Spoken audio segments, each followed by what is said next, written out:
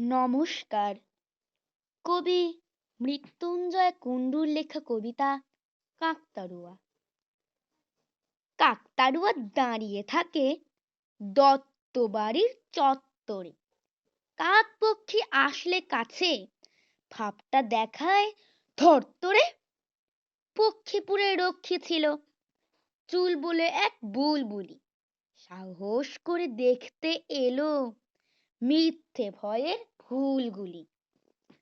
কাকতাড়ুয়ার মাথায় বসে বললে, মাথায় খড়তরে, হাঁড়ির ভিতর তৈরি করা বিরাট দুটো গর্ত রে। হাত পাগুলো তৈরি বাঁশের, ভেতরটাতে ঘুন খালি। তখন থেকে কাকতাড়ুয়ার পড়ল মুখে চুনকালি। নমস্কার।